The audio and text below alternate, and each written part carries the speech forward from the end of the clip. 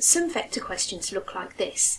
It's on a shape, and each corner of the shape is given a letter, and each line of the shape is given a lowercase letter, usually in bold. And you're asked to find the vectors from one point to another, where you need to go through another point to get to the destination. So here we have shape ABCD. It's a parallelogram. And if you remember the features of parallelograms, you'll know that the line from A to B is parallel to the line from D to C. And those lines will be the same length. So that line from D to C, or C to D, will also be A. And then A to D is parallel to line B to C. And both those lines will be the same length. So this line is also B. The first one we're asked to do, write down the following vectors in terms of A, B, from A to C. To get from A to C, we can go first from A to B, and A to B is A. Now to get from B to C, and that line is B, but notice we're going in the opposite direction to the arrow. So B to C, we're adding negative B. To get from A to C, we have A plus minus B. And remember, if you add a minus number, that's the same as just taking it away. So from A to C, it's A minus B. To go from C to A, the opposite way round, starting with C to B, that line is B, and you're going in the direction of the arrow. So that's just B.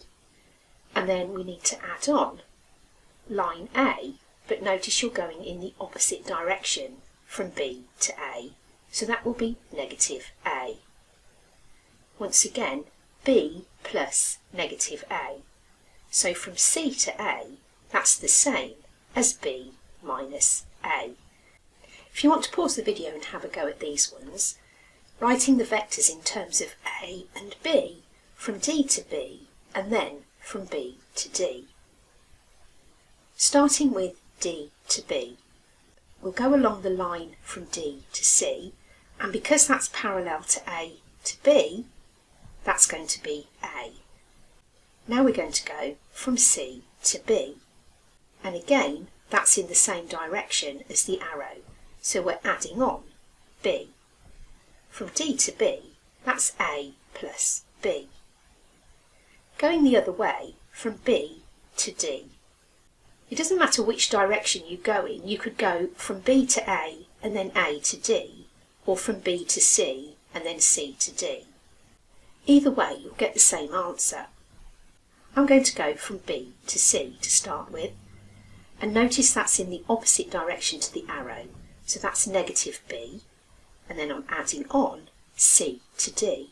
And again, because that's parallel to the line A to B, it's going in the opposite direction, so I'm adding on negative A.